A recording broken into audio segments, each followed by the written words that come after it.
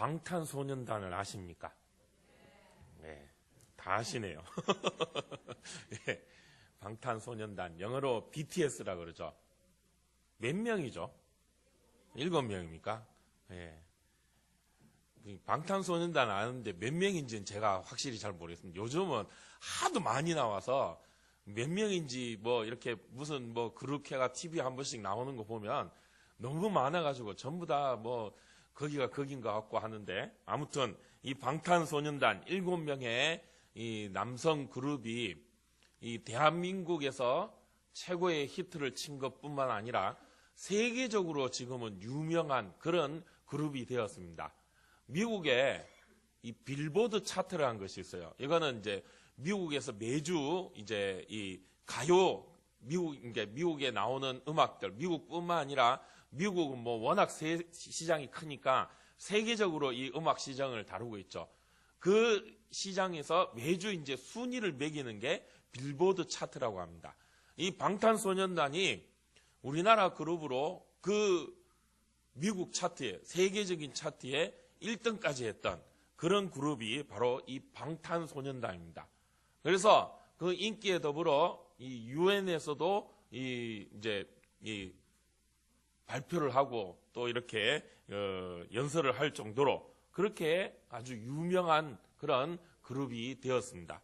이 방탄소년단을 만든 회사가 빅히트 엔터테인먼트라는 회사입니다. 요즘은 다 이제 이 가수들이나 영화배우나 이런 것들이 기획사들이 관리를 하고 또 세워주고 하는 것이죠. 우리나라에 이제 많은 기획사들이 있는데 메이저 3대가 있죠.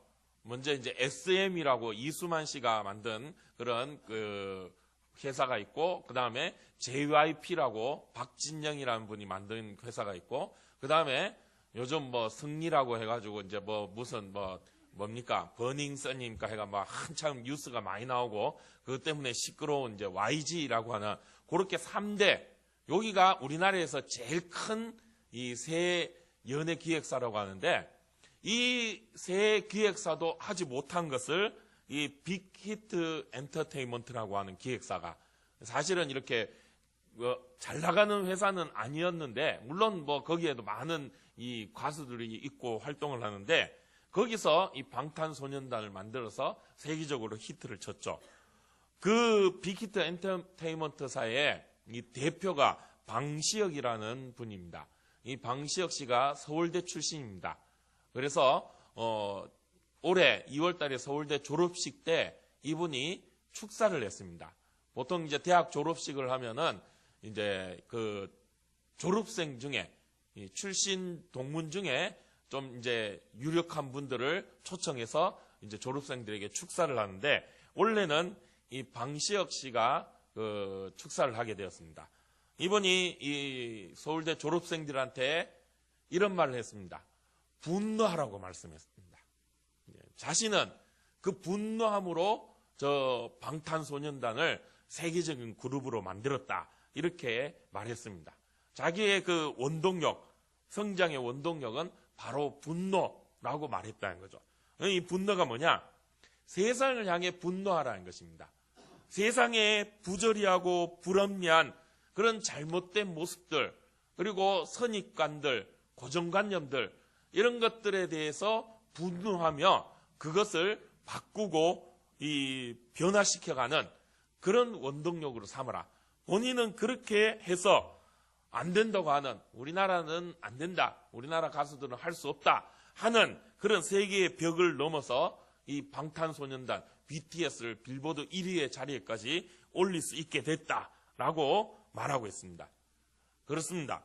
세상의 부조리, 불합리, 그냥 그러려니 하고 순응하고 때로는 모른 척하고 또 회피하고 그렇게 사는 것이 아니라, 거기에 대해서 당당히 잘못된 것은 잘못됐다, 많은 사람들이 세상이 그렇지, 그냥 그렇게 사는 거지 하는 부분에 대해서 담대히 그건 그렇게 하면 안 됩니다 라고 분노하고 거기에 싸워 또 쟁취하고 변화시켜가는 그런 모습을 가지고 살아야 된다라고 말했다고 합니다. 아주 좋은 말이죠. 맞습니다. 잘못된 건 잘못됐다고 얘기하고 또 분노하며 변화시켜가는 그런 모습이 있어야 한다는 것이죠.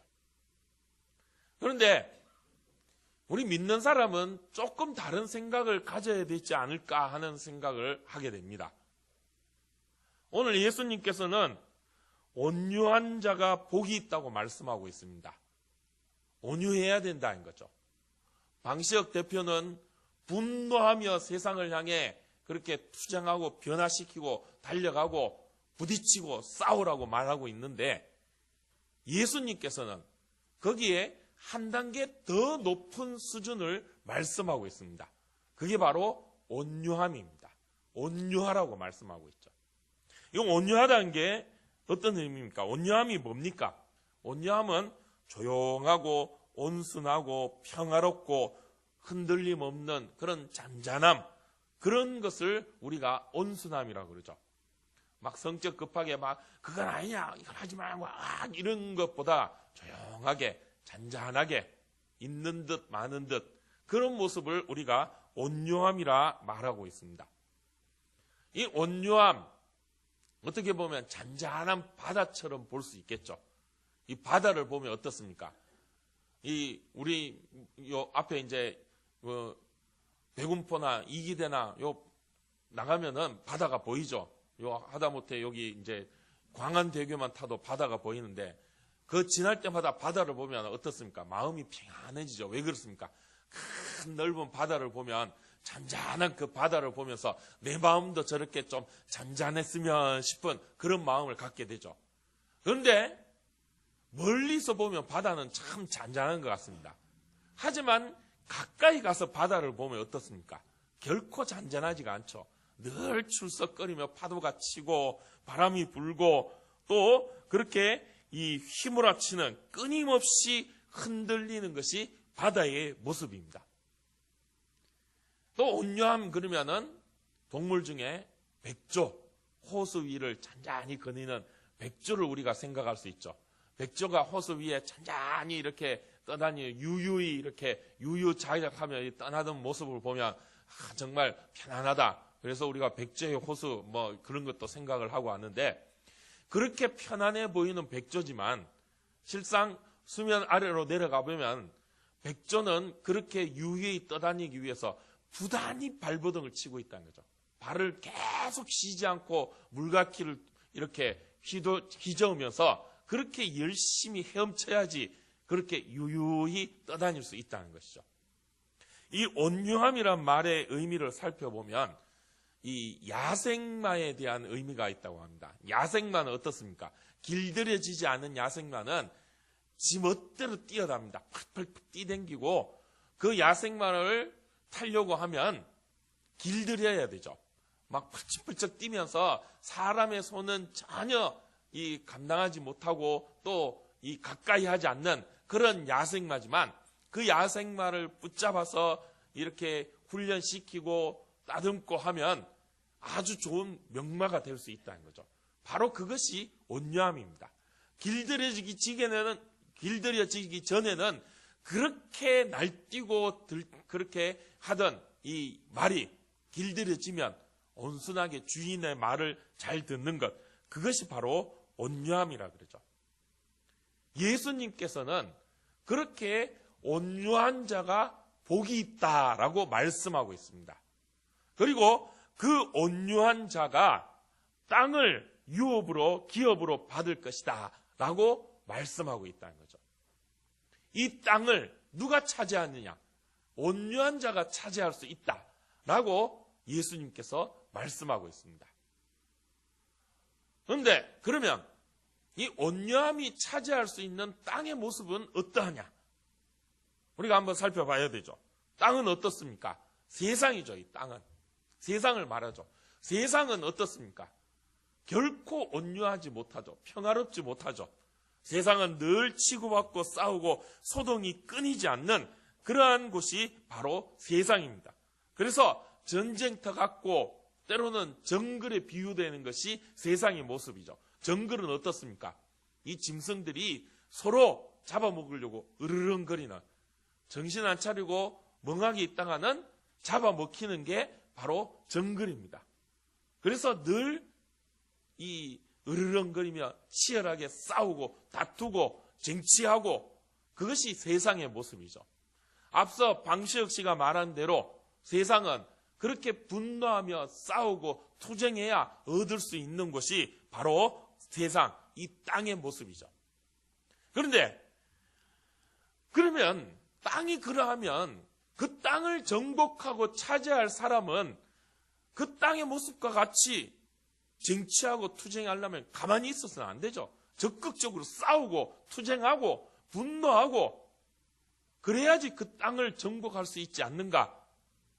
우리가 생각해 볼 땐 그렇습니다.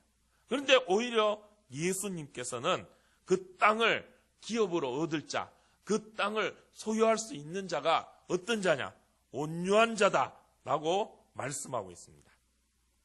온유함으로 그 땅을 정복하라고 말씀하고 있는 것이죠. 사실 이 땅은 우리가 정복해야 될 땅입니다. 우리가 다스려야 될 땅입니다.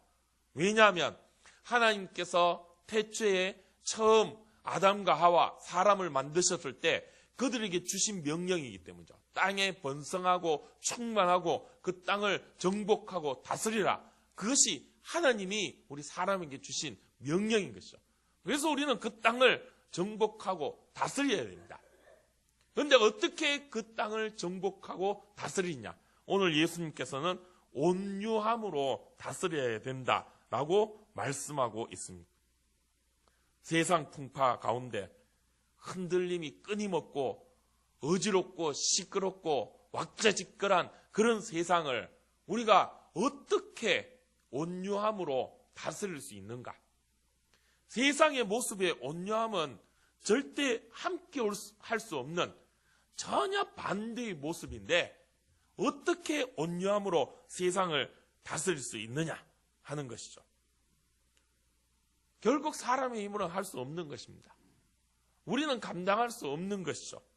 그러면 무엇으로 어떻게 할 수 있느냐? 바로 성령의 충만함으로 이룰 수 있는 것입니다. 하나님이 힘주시고 하나님이 도와주실 때 이룰 수 있다는 것이죠.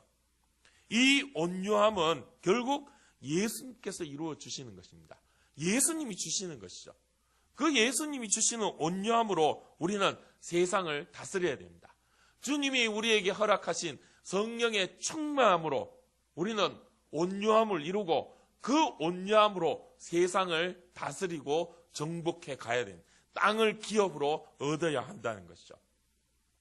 사실 우리는 성령 충만, 그러면 제일 먼저 떠오르는 이미지가 뭡니까? 성령 충만 그러면 뜨겁게 찬양하고 기도하고 방언하고 열심으로 하는 것. 사실 우리에게는 약간 이 성령 충만 그러면 고정관념 같은 게 있습니다. 열심으로 뜨겁게 막 불같이 이런 고정관념이 있죠. 그런데 성경을 보면 성령 충만함이 그런 모습들도 있지만 또 다른 온유함, 고요함의 모습들도 성경에 있다는 것이죠. 이 엘리야가 갈멜산에서 이 바알의 선지자들을 물리쳤습니다.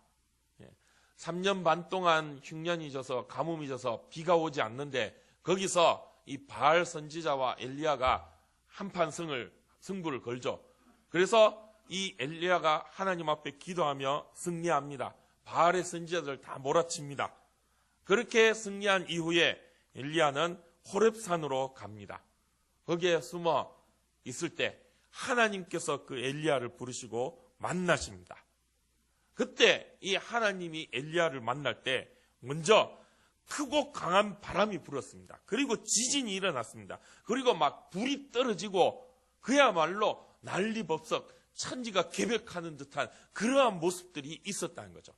그런데 그 모든 왁자지껄한 모습들이 다 지나고 난 다음 세미한 소리 가운데 하나님께서 엘리야에게 찾아오셨다고 말씀하고 있습니다.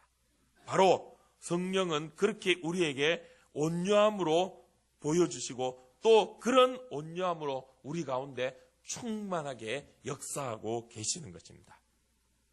그 어떤 소동 가운데에서도 흔들리지 않는 온유함을 우리가 가져야 한다는 거죠. 이 세상을 기업으로 받는 온유함, 바로 그것입니다. 우리는 여전히 시끌벅적하고 소란스러운 세상 가운데 살고 있습니다.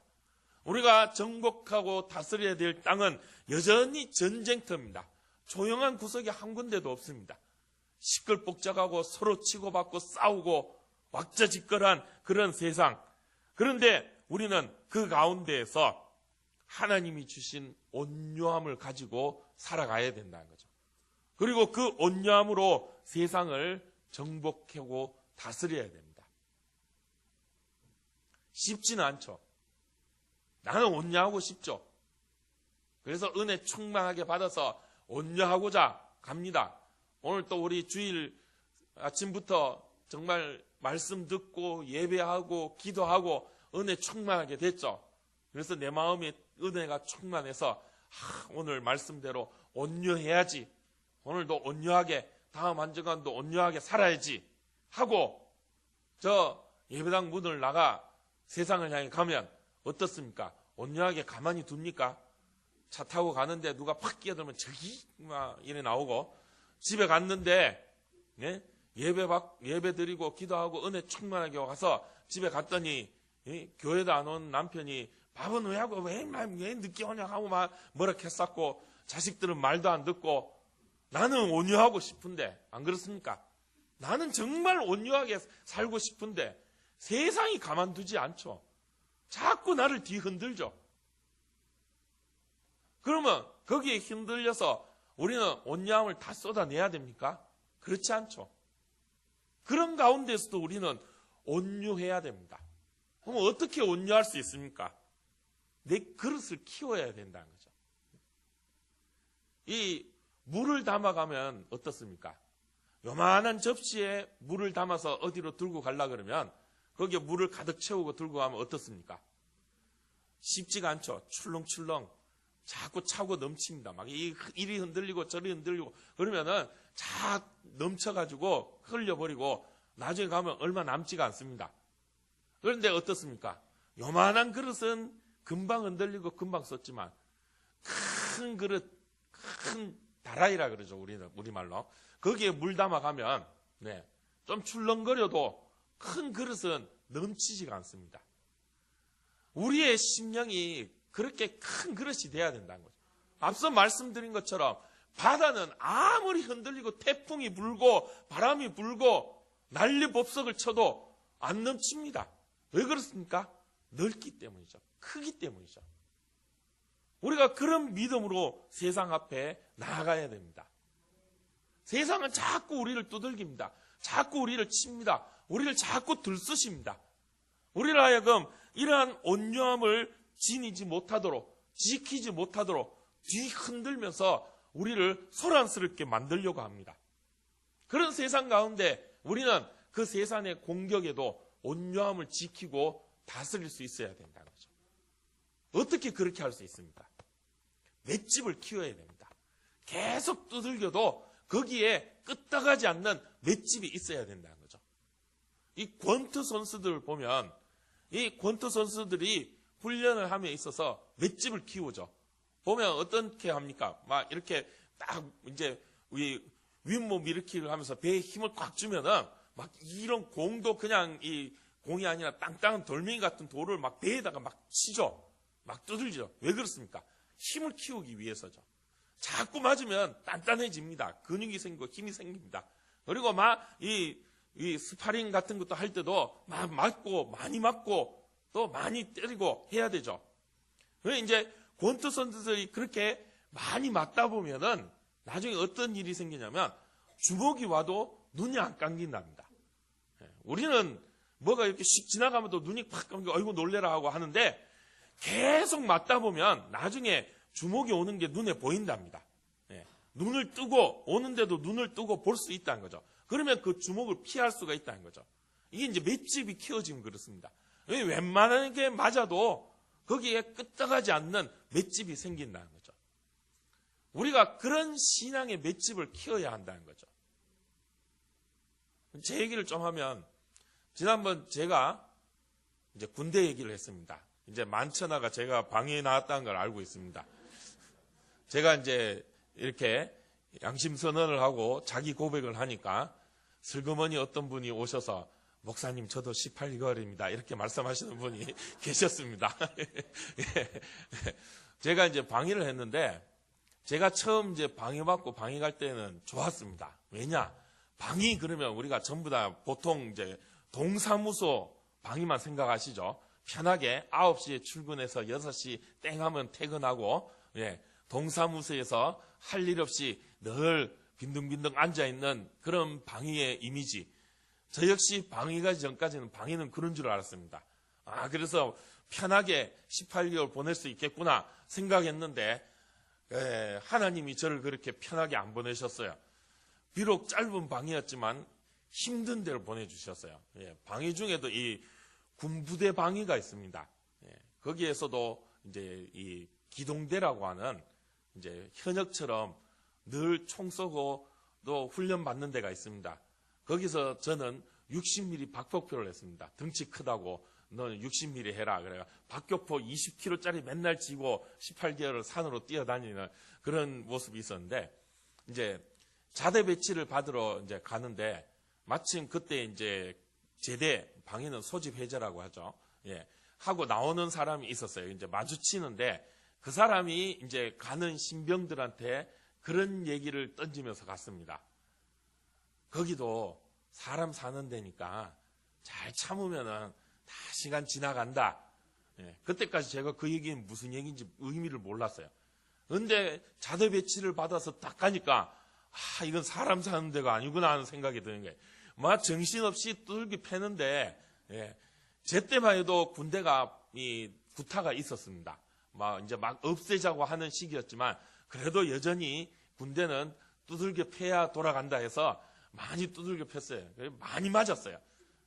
이 방위가 뭐 이렇게 맞는가 싶어서 정말로 정말 밤마다 이 퇴근하고 오면 내일 아침에 어떻게 출근하나 그 생각을 하면서 정말 많이 맞았어요. 신병 때는 얼마나 맞는 게 싫었는지 정말로 참 이 부끄러운 말씀이죠. 눈물도 많이 흘리고 맞는 게 싫어서 그랬는데, 그런데 그게 이제 한 달, 2달 지나니까 이제 니는 두들겨 패라, 나는 맞는다. 맨날 일상이 맞는 거니까 그러려니 하고, 아침에 가면 오늘도 패는구나, 때려라, 맞는다 하고, 이제는 때리든지 말든지 맞는 것도 감각도 없고, 이제는 하도 맞으니까 나중에는 안 맞으면 이상하고, 오늘 왜 안 때리노 하고, 이상하다 하고, 그럴 지경까지 이르는 게, 이게 이제 맷집인 거죠. 나중에 맞다 보면 그러려니 하고, 그러든지 말든지 신경 쓰지 않는다는 거죠. 우리의 신앙이 그런 신앙이 되어야 될 것입니다. 마귀 사탄은 늘 우리를 공격합니다. 우리를 흔듭니다. 우리로 자꾸 쓰러뜨려 우리 발목을 잡고 넘어뜨리고, 또 우리의 마음을 휘저어 뒤흔들고 소란스럽게 만들려고 합니다. 거기에 우리가 아이고 작고 오늘 또 왜 이러나, 왜 이런 일이 나한테 있나, 그 하나하나 우리가 걱정하고 근심하면 아무것도 안 되죠. 하나님을 볼 수가 없습니다. 하나님께서는 그런 사탄의 공격과 소란스러움과 소동 가운데에서도 거기에 아랑곳하지 않고 성령의 충만함으로 온유함을 이루게 하여 주신 줄 믿습니다. 그거는 많이 맞아봐야 되죠. 그래서 세상 가운데 많이 부딪혀 봐야 됩니다. 하나님께서 왜 우리를 세상 가운데 던져 놓으셨을까요? 저 어느 종교처럼 산속 깊숙이 숨어서 그저 벽이나 보고 내 혼자 아이고 하고 그냥 내 마음만 다스리면, 그렇게 살면 얼마나 좋겠습니까? 아니면 아예 어차피 갈 천국, 미리 천국에 가서 조용히 편하게 살 수 있도록 해주시면 얼마나 좋겠습니까? 그런데 하나님은 우리를 여전히 이 소동스러운, 이 소란스러운 죄 많은 세상 가운데 던져두셨다는 거죠. 그리고 그 가운데 사단의 공격에 이리 치이고 저리 치이게 만드셨다는 거죠. 그러나 하나님께서는 그 가운데서도 우리를 붙잡아 주시고 함께하여 주십니다.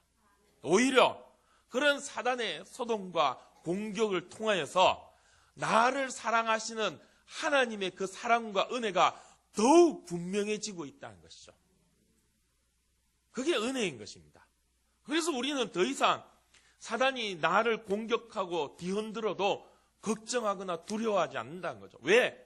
오히려 그것 때문에 내가 더 크고 깊으신 하나님의 사랑과 은혜를 발견할 수 있기 때문이죠. 그래서 우리는 온유함을 누릴 수 있습니다. 아무리 사단이 나를 흔들려 한다 할지라도 흔들리지 않고 하나님 앞에서 참된 온유함을 가지고 그것으로 세상을 정복하고 땅을 유업으로 받아 그 땅 위에 참 하나님의 은혜와 사랑을 전달하고 내가 누리는 이 온유함을 세상 모두가 누릴 수 있도록 전파하고 증거할 수 있는 것입니다. 그것이 바로 우리의 믿음이요. 그것이 복이라고 오늘 주님은 우리에게 말씀해 주고 있습니다. 소란스러운 세상 가운데서도 성령의 충만함으로 내 심령의 온유함을 이루어 그 온유함으로 세상을 정복해가고 지금도 살아 역사하시며 나를 사랑하시는 하나님의 은혜를 증거하며 나아가는 그런 우리 대동의 모든 가족들이 되시기를 주님의 이름으로 축복합니다.